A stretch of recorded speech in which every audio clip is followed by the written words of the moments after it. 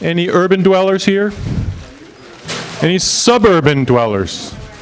Have you considered de-lawning, de-paving? We're going to talk about ideas like that, okay? Reversing global warming, urban and suburban carbon farming for food, health, prosperity, and planet. And it's Sunday, May 3rd, and all day Sunday, 9 to 5, the Science Center at Harvard. And you can find out about that at our website, bioforclimate.org. See everybody's coming in and having a seat. That's great. Our other event is not yet scheduled with a firm date, but it will be our second Tufts conference, and will take place Tufts University in Medford. And the topic, where our first conference was on restoring ecosystems to reverse global warming, this one is on restoring the water cycle to reverse global warming. And all the ideas related to water management and water in landscapes that are incredibly closely related to the climate. Carl Tiedemann has an announcement too. This will be very quick. Before Mayor Sutter left, he gave me a note asking if I could please let the crowd know that while he was speaking, he had forgotten, but in fact, one of his two sons did join them at the People's Climate March. And he wanted to make sure the record was straight on that. Thank you.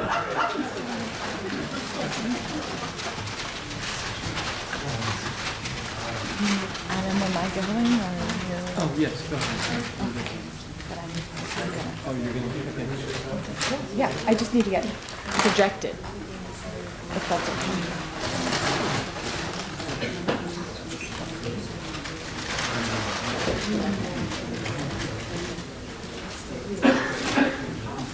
It works.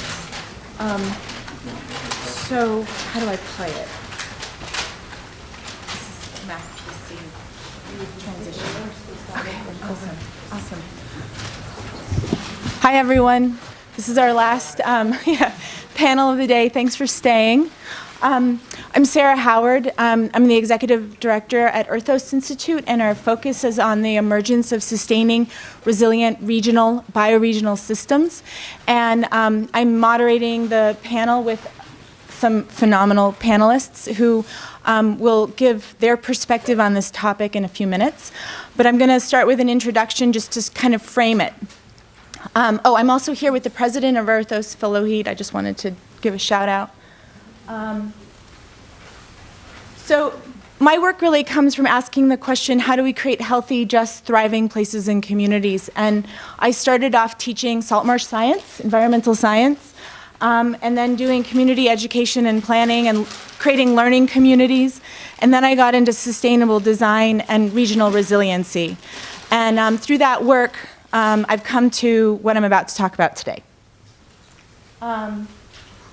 So I really want to understand this, not just in my mind, but also in my hands, feet, heart, and soul, because I think the answers don't just come from thinking logically. And I really do believe that urban agriculture is part of the answer. I'm going to bring this closer so I can go through this quicker. There we go.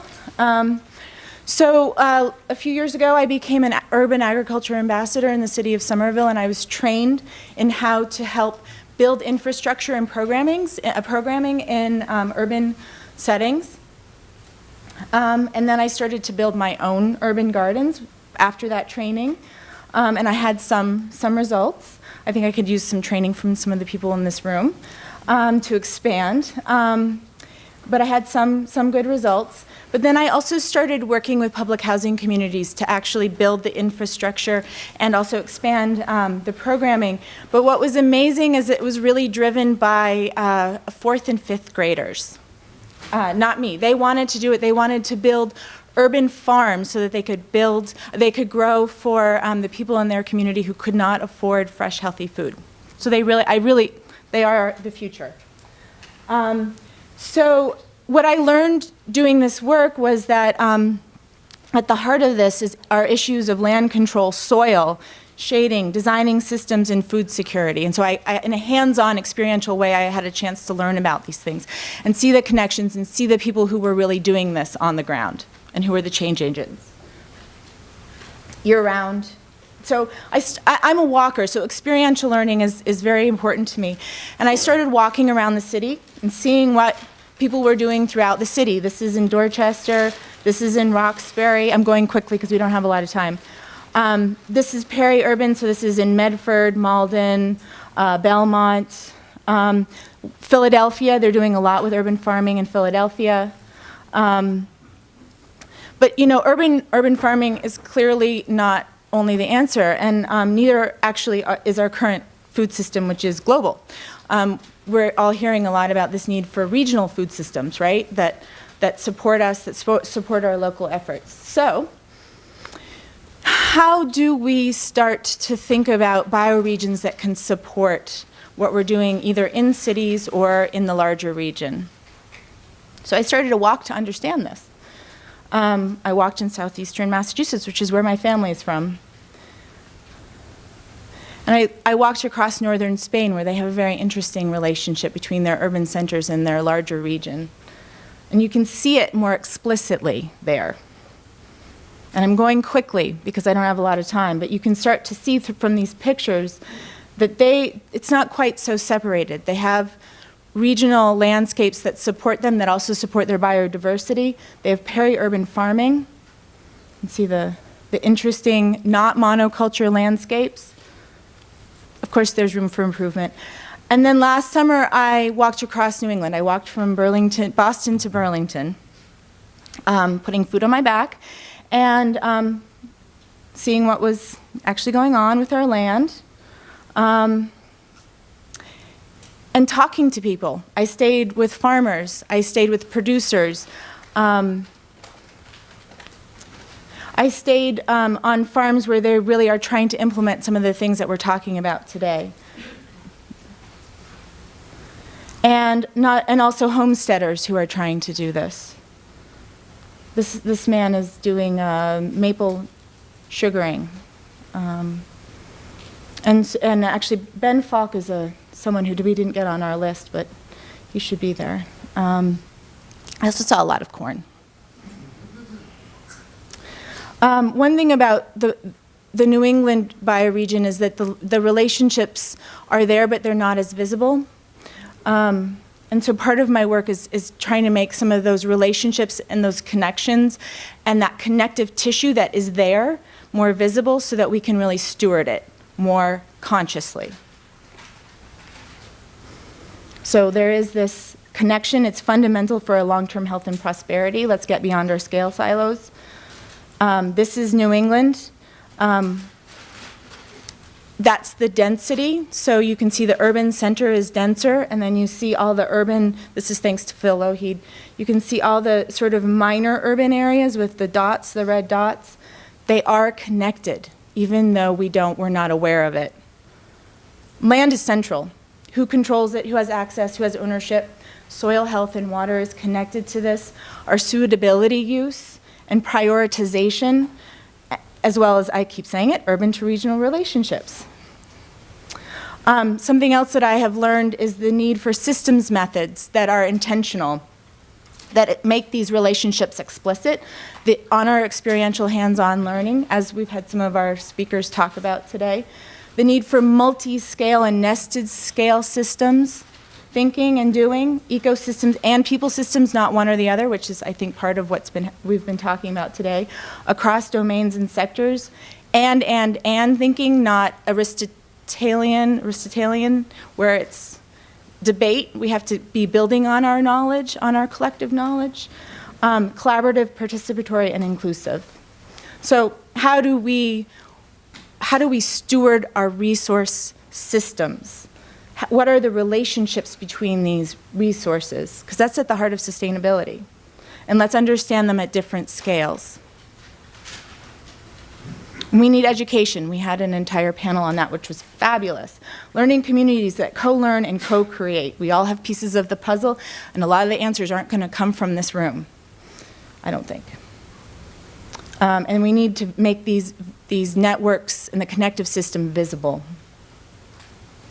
On the left are all of the growing areas in urban Boston, and on the right are all of the educational institutions in New England? And is there a way that we can connect them to create this visible, the visible bioregional connections? Question mark. So bioregions and how they relate to each other is a big part of this. And I am going to end on this. Bioregions are the context for re-inhabiting the earth. So on that note, I'm just going to click down. We have one planet, right? Our panelists. Bruce Fulford, who's the principal of City Soil, and you've met him already today. So do you know how to get to your... Oh, I was afraid you were going to ask that. Escape? Yeah. And then Emily is our resident, the geek. Yes. All right. So we'll go down Don't- and then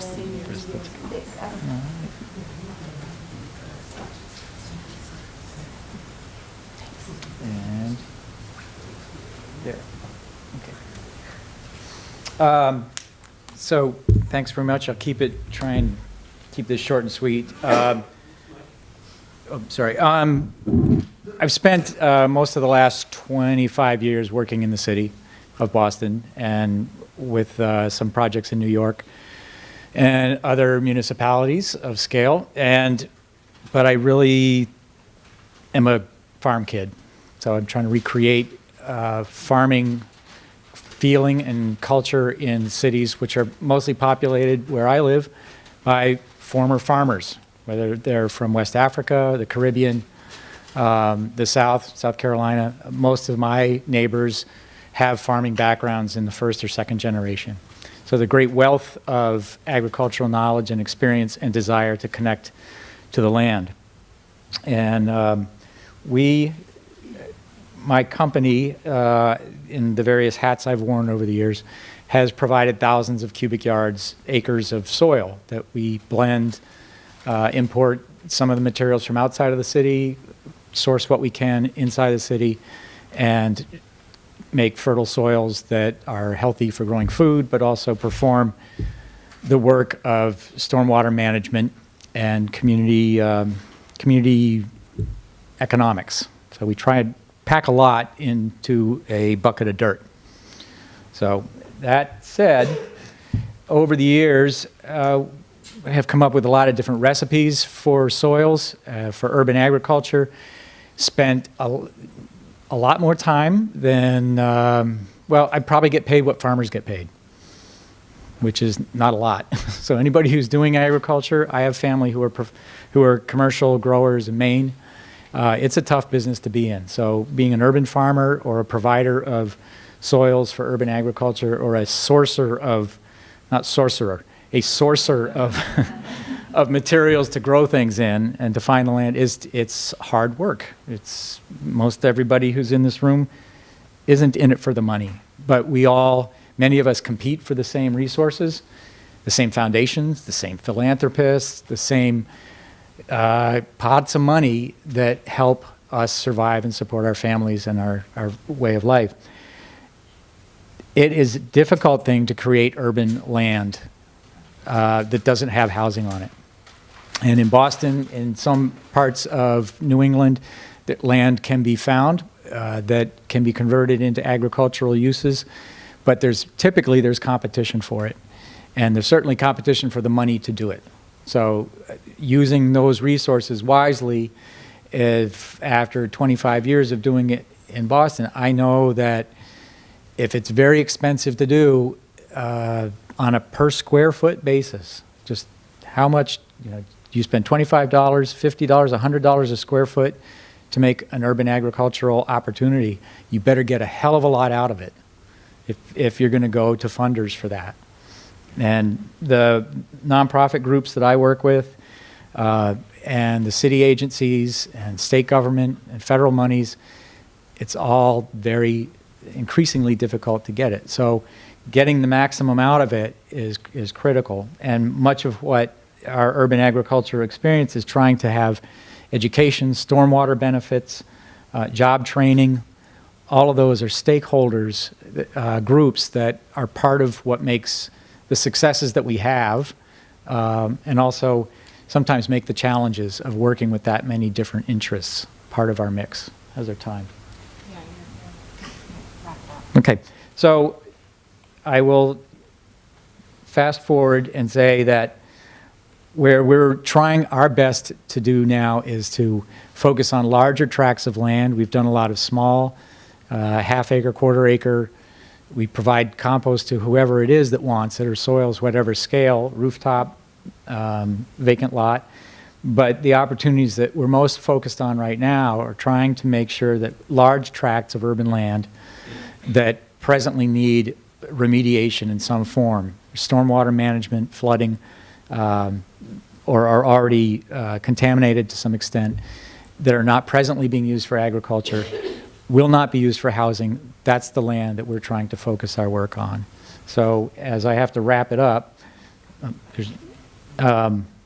these are speaking of the amount of time and energy it makes for a quarter acre for a new urban farm in Roxbury, we could have spent, or could spend, roughly a quarter of that same amount of money building composting and agricultural infrastructure around our composting site and get 3 to 4 acres. So ideally, again, it's picking where the path of least resistance or the maximum benefit is, identifying areas that have the most potential and marshaling the political and financial resources to implement those. It's a challenge, but that's the one that we're taking on at this time. So thanks very much.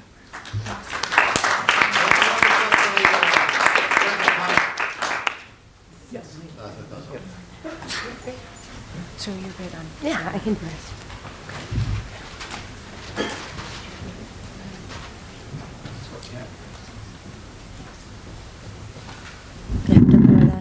Hello, I'm Emily. I'm with the New Urban Farmers. We're a nonprofit organization that was founded in Pawtucket, Rhode Island, but we work kind of all throughout urban and the peri-urban parts of Rhode Island. I'm going to start with how often do we really actually think about our food? I know that question has kind of come up today, but I do like to bring it up often when I talk to people is really, do we think about that food? Do we think about how it was grown, who grew it, how far away did it really come from? I think these are things that we need to ask ourselves on a regular basis, because every day we make choices when we buy our food. So I know not everyone can, go to the fancy grocery stores or farmers markets all the time, but you still have an opportunity to make better choices than others. So I like to always remind people is, where does our food come from? Who grows it? It also comes to think about what are you putting in your shopping cart? What are you putting in your mouth? What are you feeding your children? Is it okay? Are we okay with this standard? Are we okay with what we're given? Sometimes it's okay and sometimes it's not. I think it's all about balance, and our food system's out of balance, our eating system's out of balance, ourselves are out of balance. So by changing the way we eat, I do believe we can change the world. I know that's kind of a bold statement. I think maybe even better if we change the way we farm, we can change the world. We can change our diets, we can change our well-beings, we can change our communities, both urban, rural, and in between. And then we can also give everyone a fair playing field, at least in one place, which should be food. It's a birthright, not a luxury. Oops, is I messing this up? So I'm going to start with some of the things we actually do and what you can kind of do to help create the change. Our organization started extremely grassroots in an abandoned community garden lot on the line of Pawtucket, Rhode Island, and Central Falls, Rhode Island. We basically showed up in May, and the weeds are already as tall as me, which is pretty tall. And we got going. We got the youth groups involved in the neighborhoods. As you can see, we even had a giant community party here. So down here, you can see that lots of the people in the community were interested, and we're really excited to see that actually some good energy was being poured into the land and poured into growing food. And we also in our organization believe that everybody should have access to good local farm food grown without chemicals. So we set up farmers markets in normal places that other farmers or other people don't want to go. That might be a public housing authority. That might be at a park at Central Falls, Rhode Island. It might be just places that most people don't want to go or don't see the market or the value of giving people an opportunity at this fresh food table. So here's some pictures with some cute, adorable little kids, some seniors, kids of all ages. And especially back to kids, I have a million pictures I try to jam in with all the kids, and I realized I couldn't show them all, so I try to pick the best. I know it's been said before that education and the kids really are the future, and if you do start young and you start with these practices, it's part of life. I grew up growing food. I can't think of any other hobby that's really worth doing. So I tried to share this with the next generation through the new urban farmers. You can see there's some pictures of kids planting flowers on Earth Day. This is an art project and kind of a community project, science, and then we have Uti down here helping us carry tomato start trays. They're also learning how to market, how to weight and measures. They come and help out at the markets there, held at the housing authorities or at the park. They're learning about composting, they're learning about worms, they're learning about the world they live in, the system that they're part of, not the system that they're not part of. It can be as simple as just watering rosemary or cutting salad greens or trying strawberries fresh from the vine. These are really important yet very powerful things that children and children of all ages can do. So that leads me to also including all generations.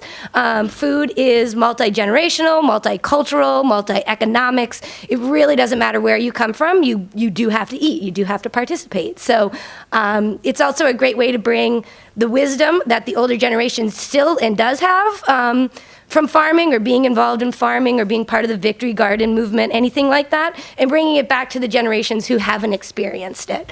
Because we really haven't had a real food crisis in this country in a long time, debatably. It could be happening now, depends on how you look at it. So it's all about how you do it. It doesn't necessarily mean always just community gardens. It doesn't always necessarily mean lobbying to our politicians. There's a lot of things in between where everybody, any individual can take an opportunity to be involved. Maybe you start processing your own food, like pickling or making sauerkraut. Maybe you raise eggs for you and your neighbors, so that way you can help participate in a more positive food movement. Or maybe you foster honeybees so that the local farmers and other local neighbors can continue to have that great harvest, and the effort works together, and then you get honey. So it's a win-win situation. So it's not necessarily just one way or another. It's not like you necessarily have to go till 5 acres of land and make a big impression. You can actually just, have a chicken coop or even raise honeybees. So I'm just going to leave one quick statement, since I've kind of loaded you with a bunch of information, is that really what we all have to do, and I think we all hear and we know it by the end of the day, is that we have to be the change that we want to see in the world. Nothing's going to change unless there is some action, and you can't do it all, and I'm not saying you should, but with the small decisions that you can make and the small efforts you can do, there are big differences in urban neighborhoods, especially where it is so desperately in need. So. And that's about it.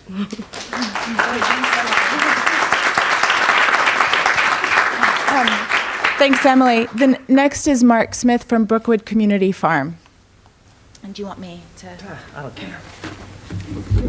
You can do the pictures if you want.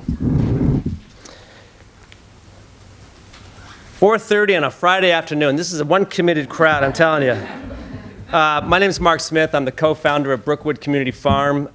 We started the farm in 2006 on 1 acre of land 4 miles south of the Hyde Park and Mattapan neighborhoods of Boston, right in the Blue Hills Reservation. We had no money, no equipment, and only a 1-year trial permit from the Massachusetts Department of Conservation and Recreation that allowed us to start there and bring farming back to a dormant farmstead. We did not set out to be carbon farmers. In fact, I don't think in 2006 I even remember hearing the word carbon farmer.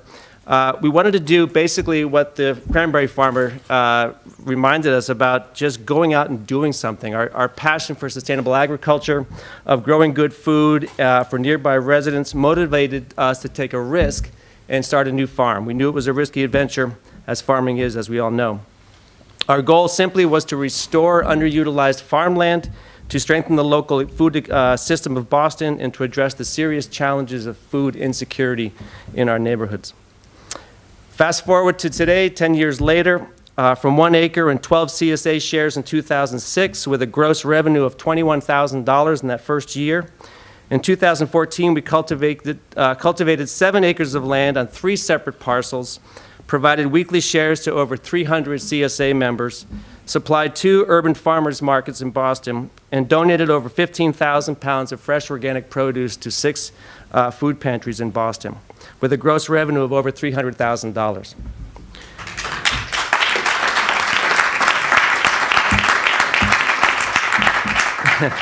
Today, we involve our members and the wider public at the farm in all aspects of the farming operation, and we use the farm to educate about sustainable agriculture and the benefits it has for the community and its connection to carbon sequestration and carbon reduction.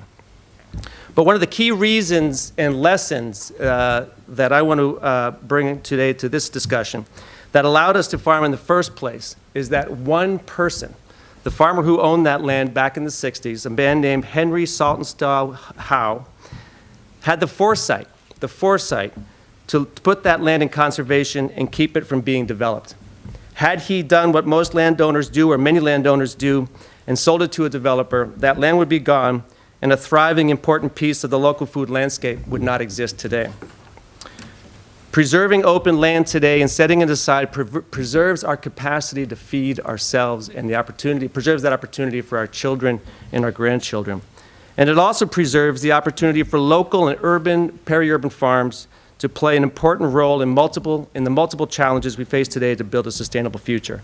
Restoring soil and biodiversity, combating climate change, improving community food security, and strengthening local economies through local farm and food system infrastructure. And let's not forget about the pure pleasure of eating fresh organic food from our local farms.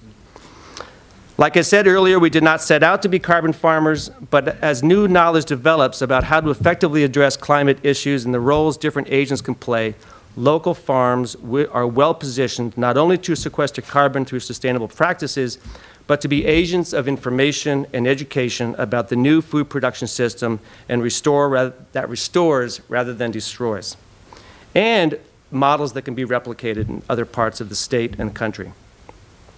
Most of us in America live in the metropolitan areas in and around large cities. And therein lies one of the greatest challenges and opportunities to create the new food production system that we want. The pressure on the land is enormous, as Bruce alluded to. What will happen to that remaining land? Within the 495 Beltway of Boston, and you can, within the larger outer beltways of all U.S. cities, and you can multiply that around the world, there is a lot of land and a lot of farmland. What happens to this land in the next 25 to 50 years, I believe, will largely determine the planet's future. City leaders and policymakers, and I was happy to hear the mayor take interest in the land that someone talked about, the Valentine land, would do well to study and to create green belts around their metropolitan areas and use them not only to sequester carbon, but to significantly contribute to building local food systems. We have got to quickly get off, as we all know, people have talked about this, I'm preaching to the choir, but we have to get off the petrochemical treadmill of industrial agriculture, a system that depletes our soil, ruins our waters and oceans, creates all sorts of public health crises, and jeopardizes the health of farm workers who harvest our food. Maybe it's been said already, but a third of all greenhouse gas emissions comes from agriculture.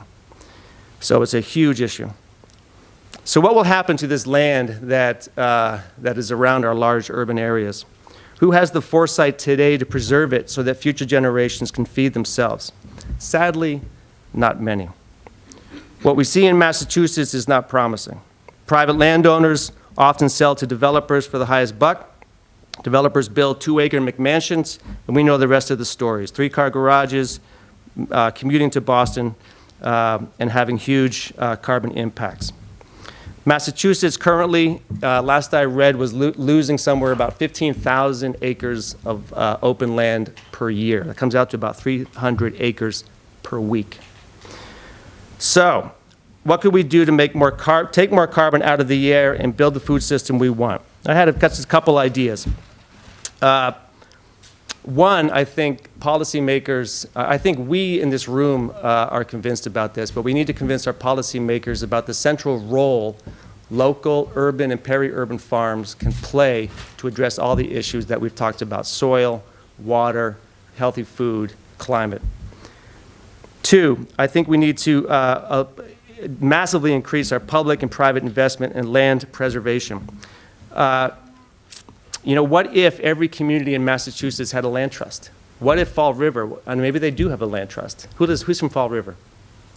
Is there a land trust here? Not that I heard of lately. Then why don't we get the mayor, who's on our side, to develop a land trust that will assess the capacity of that land to provide the resources that we've talked about in this conference. I think we need to think seriously about harder options. One would be passing a moratorium on the sale and development of farmland, prime farmland in the state.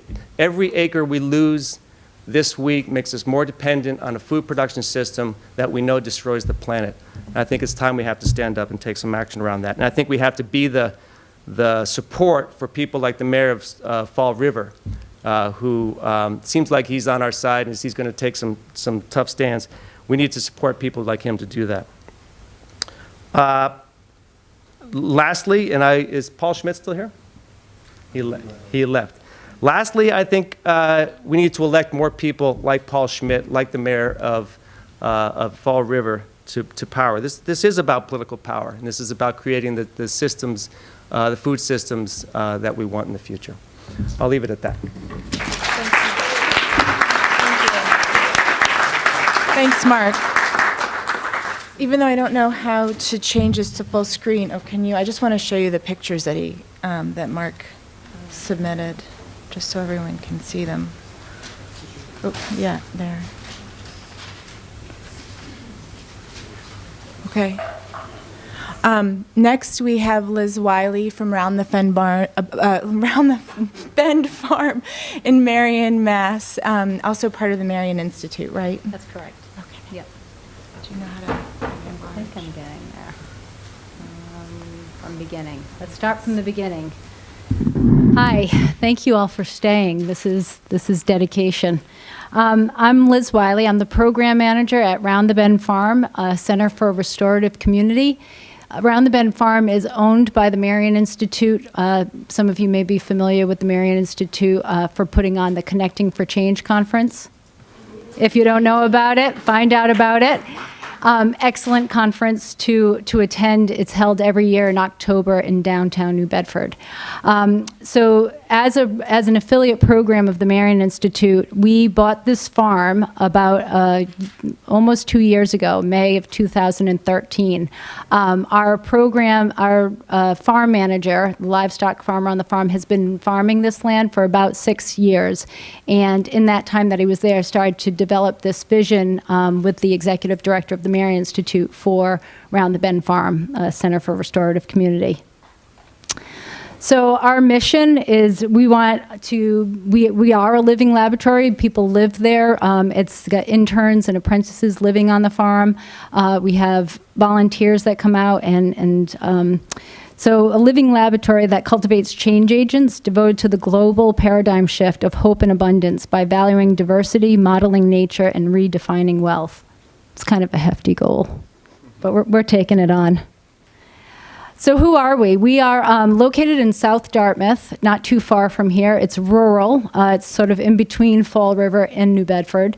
We're a 39-acre farm. We have cattle, sheep, pigs. What else? We have chickens, dogs. Very good dogs, and people and humans. And we have a produce farm, and we have a meat CSA on the farm. So a veg CSA and a meat CSA that's happening. I showed a picture. The top picture is a picture of our barn, but the bottom picture is a picture of the learning center that we're currently working on the design and architecture for, and that's going on currently. So what we are aiming to do is build this Center for Restorative Community, which this will house a commercial grade kitchen, a large area for functions and workshops and inclusive classes, office space, library, and really it's going to be utilized daily by the people that are working on the farm and that are living on the farm, but that it's also going to be a site for workshops and programs on an ongoing basis. I always feel that, and this is part of our thinking about this, is that these types of events are fantastic, right? Connecting for change is fantastic. We get all charged up, we meet each other, we connect, we network, we hear different things, and we get excited, and we go home, and we right, there's this downward pattern that happens, is that you take what you can and you run with it for a while, and then you need to tap back into that community. You need a hub. You need to be able to come back and be able to say, okay, I'm composting now. Now I'm ready to, start my gardens, or I'm starting to, get into fermenting, or I'm starting to make cheese, or I'm starting to learn about this, and creating that ripple effect, right? That enthusiasm of learning and networking, but then having that go on a year-round basis. And so that's what we see happening with this learning center. Social Entrepreneur Incubator is another one of our missions, and that's what I'm talking about the vegetable CSA that we have and the meat CSA. These are not people that are paid by the Marion Institute or paid by by Round the Bend Farm. They're their own sole proprietor of their business. So they're using our land for a very low lease situation, where they can then take their businesses, build them up, and then go on and go off and do it in different areas. So again, creating that butterfly effect. So our vision is develop a community of growers, educators, and social entrepreneurs who support themselves through the development of innovative food and farming businesses, nurture the public with real food and place-based education. Having a site to do experiential education is huge. So that's how we sort of see ourselves. I'm kind of the outliner here in my group, that I'm in a rural area and they're all in urban environments. But this is how we sort of see that connectivity happening. And build community capacity through inclusive classes, workshops, and apprenticeships that build the skills to transition to a localized economy. So you heard earlier from one of my teammates, Zoe, who runs the Grow Education program in New Bedford. And so we work very closely with her as an affiliate program. And we are the ones that she's able to bring the teachers out to us. And having that relationship, it's really sort of that relationship of sort of saying, well, this is what we bring to the table and this is what they bring to the table, and blending those two. It's not us saying, hey, we're all it. We don't think we're all it. We really think that we're a piece of a puzzle, and how do we form those connections so that we all strengthen each other is huge. So bringing the teachers out and being able to hear from them and hear what kind of environment they have to deal with and what they're trying to do in their classrooms, and then seeing how we can dovetail into that and strengthen that and help it, just makes both of our programs all the more stronger. So we do teacher workshops and programs and retreats, and then we also do the student field trips at the end of that year that Zoe's worked with them. Our other community outreach, obviously I've mentioned the workshops. Workshops range from everything from, butchering a hog, to fermentations, to making cheese, to natural building, spirituality. We provide internships, apprenticeships, and obviously volunteer opportunities, plenty of volunteer opportunities. We work with the Master Gardener program here at BCC to be a site for them to bring their students out to, and then connect with other farmers. So trying to get the Master Gardener students that have volunteer hours that they have to do out onto local farms in their communities. We have open market days and experiential education opportunities. So I just wanted to leave one of the things I felt like we talked a lot about, Sara and I, and, sort of what are our challenges? We, meaning all of us in this room, like one of our, I think Mark said, sort of preaching to the choir when we're talking to each other. We all get it. But how do we make the connection with people that don't want to hear what we have to say or don't buy into what we're saying? So how do we build reciprocal relationships with urban communities and encourage that knowledge sharing and valuing diversity? I think really if we want people to connect with us, we need to meet them where they are, right? And they need to meet us where we are, and we need to make that connection, and then we can go from there. How can we support urban initiatives with the geographic barrier? So one of the things I really wanted was time to hear from you, and to hear how do we make ourselves accessible? It's easy. We're in this affluent white, community, but what we really want as social change agents is how do we make the difference in the urban environments where it's not easy for them to, get to a farmer's market or our open market days. How can we bring local farm fresh products to food deserts in these communities, in Fall River, in New Bedford, in the city? So I think that gives us a little food for thought there. Wait a minute, I'm not. So I think we wanted to talk about really, we've all kind of hinted upon this, that we only thrive if everyone thrives. So the interdependency of life. And we talked a lot about how we think it's interesting that we can see it from this lens, right? This is a lens that we're all very comfortable with. Maybe if we stepped out of here and we walked into a social justice conference, they'd all see it from that social justice lens, right? Martin Luther King said it perfectly when he said an injustice for one is an injustice for all. And then, same thing, we can go into a yoga class and look at through a spiritual lens or economic lens or political lens. The reality is that we all know that we're as good as our weakest link. And so I just want to leave us with food is that most basic common denominator of these issues. And so it really should be where we start from. Okay, now I'm done.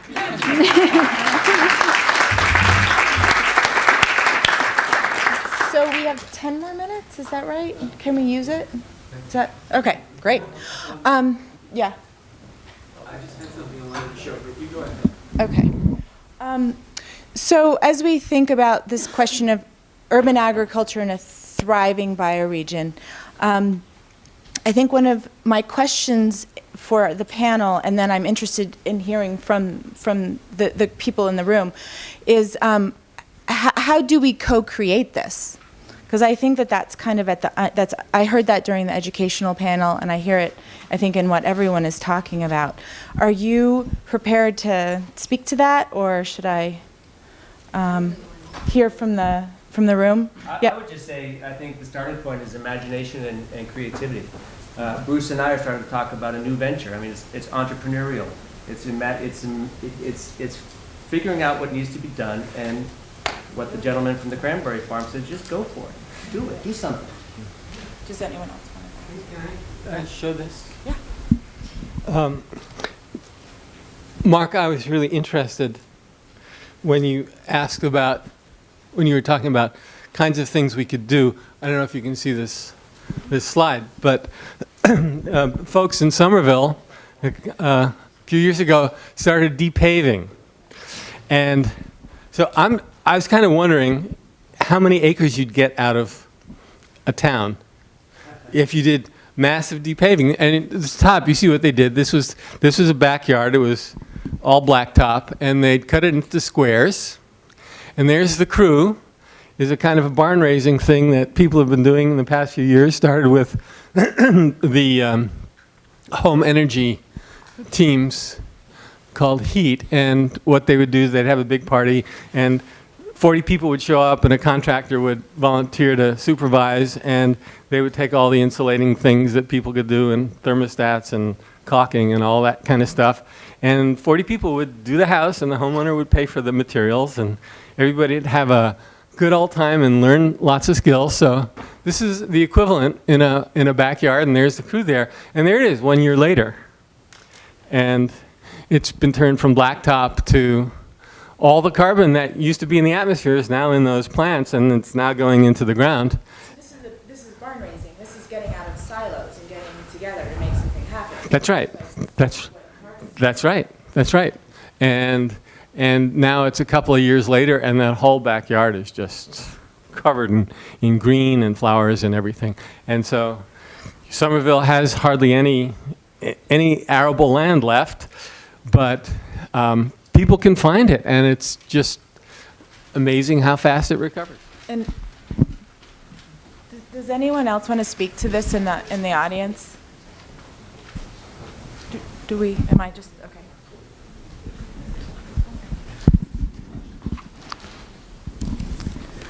Well, I'm a chemist with background, taught environmental chemistry for 30 years at Roger Williams. But I have one experience that I want to share with you because it's a concern. I was working with Save the Bay. I was living in East Providence at the time. And we were worried about the Brayton Point power plant, actually, and we had a committee set up and so forth to make a leaky dike so that fish would be pulled in and so on and so forth.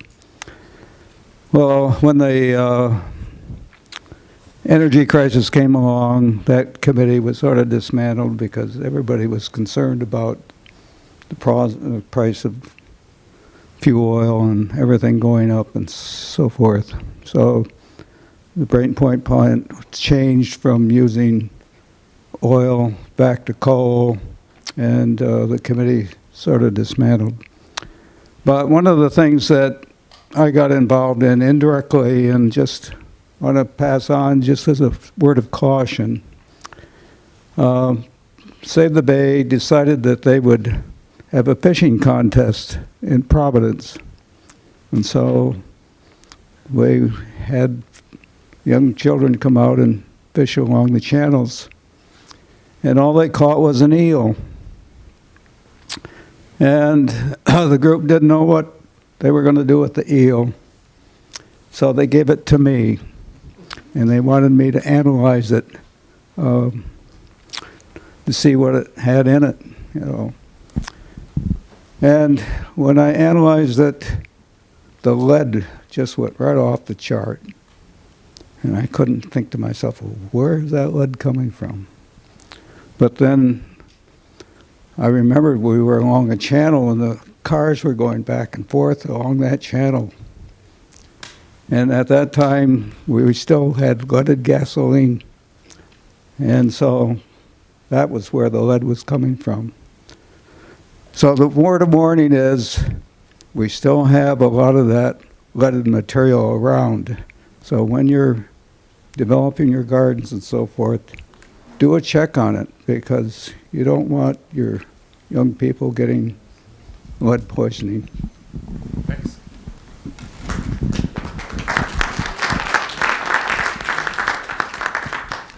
We can take another question. I wanted to also mention, since Adam brought up depaving, we should all consider de-lawning.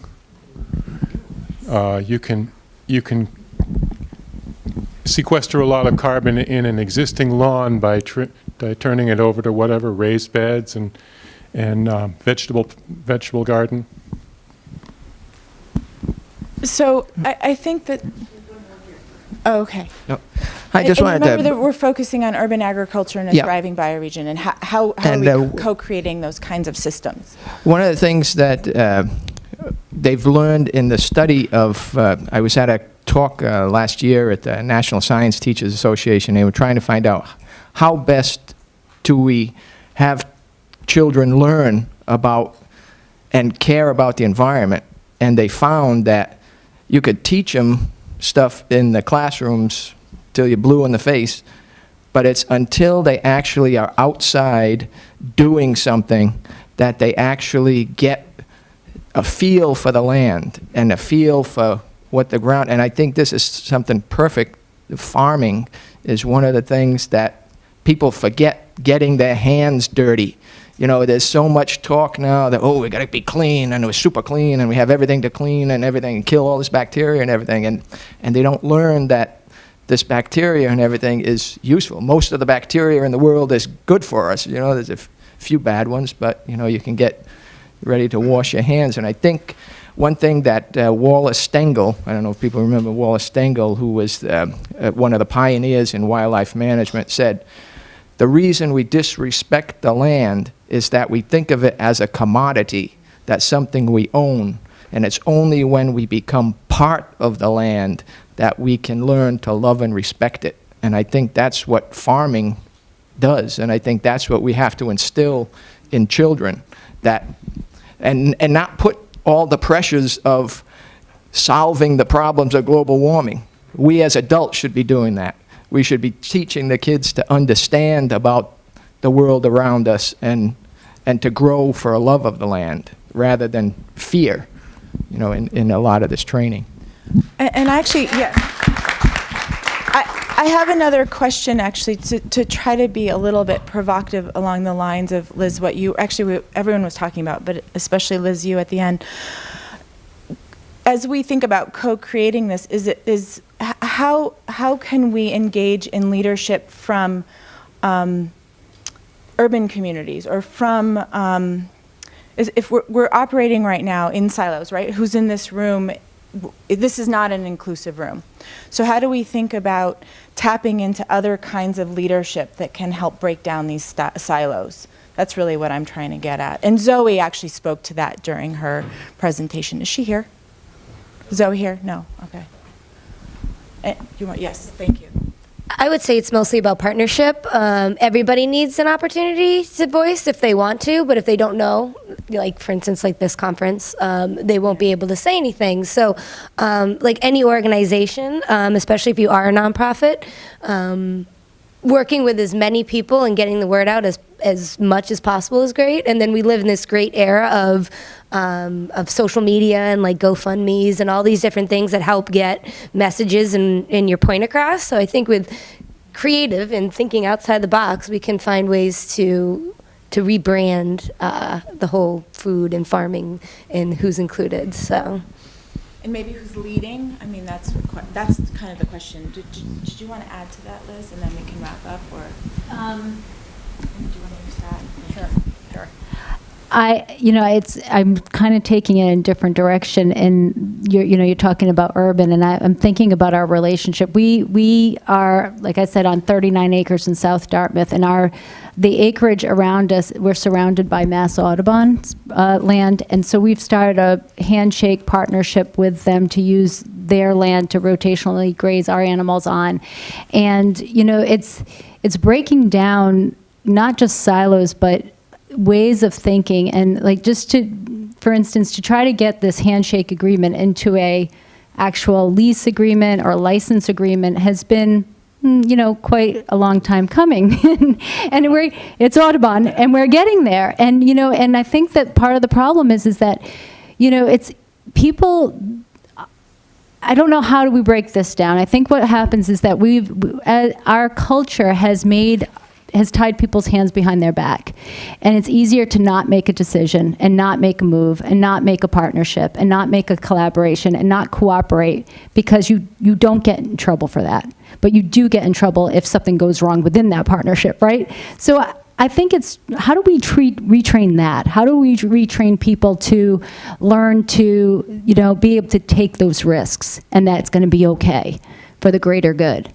So I don't know if that actually answers your question, but I think it's a step of how we have to start making those silos come down and take away fear, right? Instead of operating from fear and scarcity, coming back to that abundance model and thinking about it in terms of, this is going to be good, and there may be some stumbling blocks, but we're going to work through it, and it's going to be okay.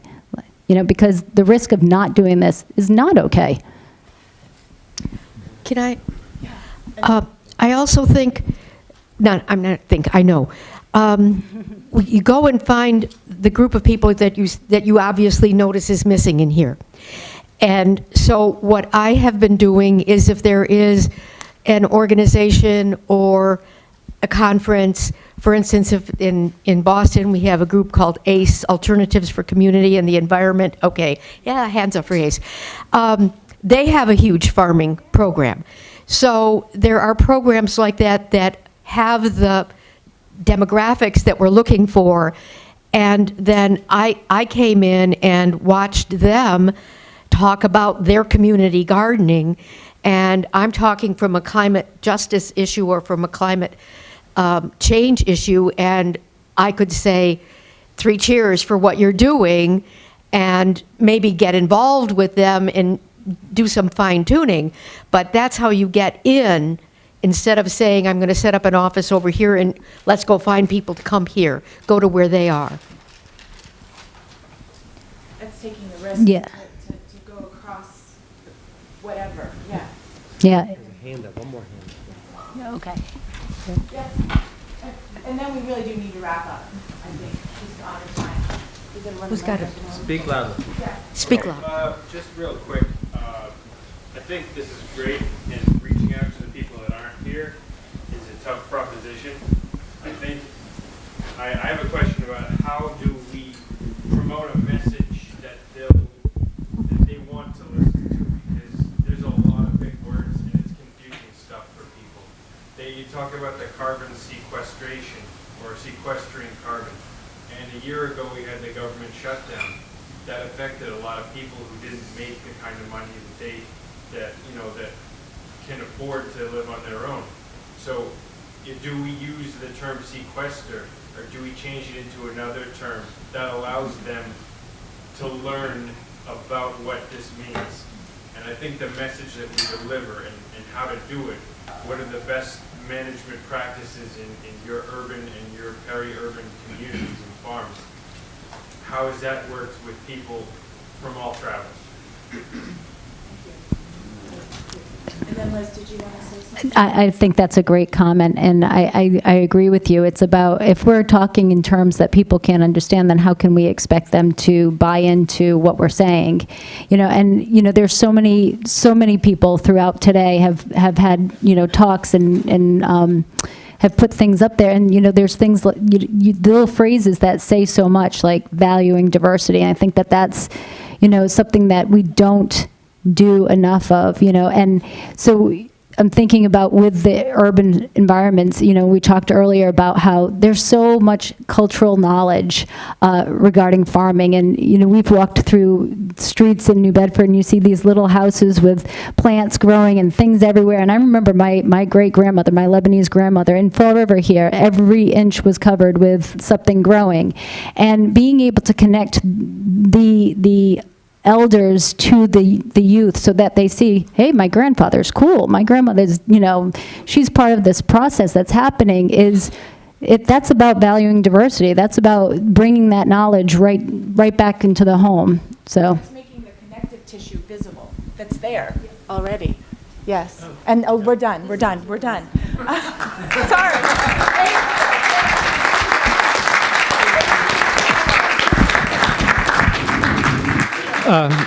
Brief closing remark. Thank you all for coming. This is a very important, I think, and very exciting undertaking that we're about here. Biodiversity for a Livable Climate welcomes you to participate further to any extent that you want. We have a lot of people who come to us as volunteers, and suddenly they're executives. It's a small organization, but we welcome you. So if you are interested in working with us in any kind of way, the end of the last conference, Nancy and I were talking, and presto, there's this conference. And we're planning one in Washington, D.C. There are rumblings of doing one in the Netherlands. All kinds of stuff is coming up. So please feel free to contact us.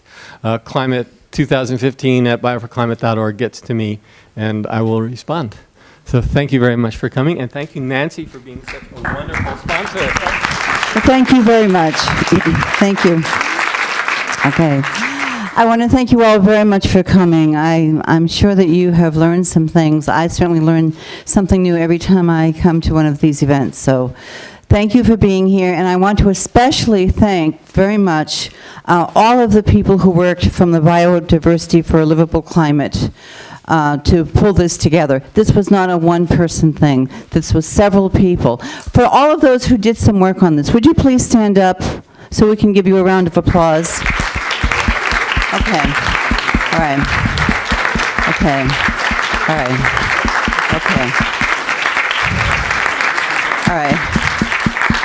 Thank you very much, and we'll see you hopefully at another conference sometime soon. And think green. Get that soil working. Okay. Safe travels.